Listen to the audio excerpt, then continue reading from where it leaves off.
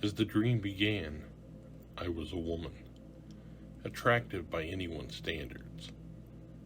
I was thin, tall, with flowing red hair, wearing a blazer, jeans, and knee-high boots with a low heel. I believe I was either an investigative reporter or some form of international special agent. But I was me. Yes, I know, weird, but it seemed perfectly natural in dreamland. I was in some sort of command center with high-tech screens that were doing satellite surveillance on some European country. A friend of mine was manning the controls and my wife was there. She was my partner in the investigation. My friend zoomed in and the view screen revealed an urban center with a river bisecting the city. Over the river was this dam/castle, and my friend made note that these were week-old shots, then changed the view to show the current location. Next to the castle was a modern skyscraper. We had a target, and we were going in. Then the scene changed, and I was the male me, riding in a compact car with another friend and some young woman I didn't know. They had a flat tire, but only had a donut spare. The three of us walked into some sort of mall and into a B.F. Goodrich store where I negotiated getting them a new tire for their vehicle. I changed the tire and was placing the bad tire back in the trunk when, as the trunk lid closed, I realized I was the redhead again, and this was a different car, and my wife and I were outside the office building. The castle dam structure was just, like a few blocks away.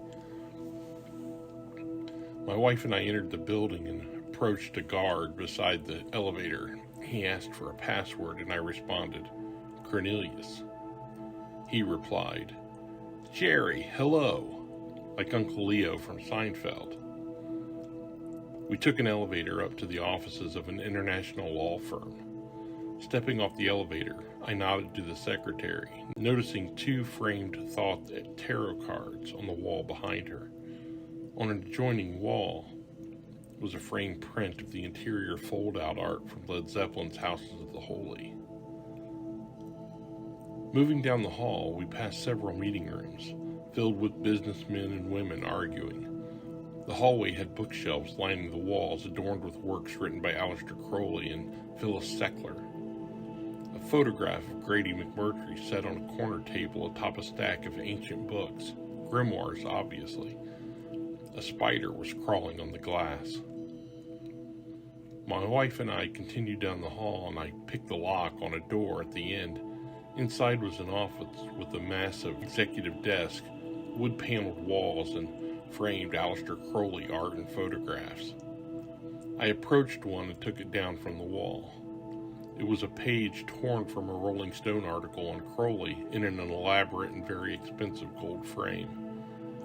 I turned to my wife and said, "You can never truly know the depths of someone's obsession until they've done something like this." Then a door appeared in the wall where there wasn't one before, and dark, suited men came pouring into the room armed with semi-automatic handguns. My wife and I ran, escaping to the elevator, dodging bullets all the way. We raced across the main lobby and out onto the street, jumping into our car, the old brown K car I drove back in the late 80s, and we sped away. I turned to look behind us and saw that Alan Moore and Matt Ryan were in the back seat. "Best get a move on," Moore said. "Why bother, Ryan?" as Constantine asked, but he sounded like George Harrison. "Because dead is dead wherever it happens," Moore answered. We were now on a high-speed chase, assuredly pursued by agents of the OTO, Moore explained. I turned onto the road that went over the dam through the castle, and that's when we got T-boned by an armored truck and the scene suddenly shifted. I was myself again, sitting on a carpeted floor with my son. We were playing with toy versions of the car and truck. We were inside a ring of overturned couches with cardboard buildings set up all around and blue sheet folded up and snaking across the carpet, simulating the river. My son was discussing the scene and wondering if the people in the car would have died from the collision. I explained that was for the author to decide. Then I woke up.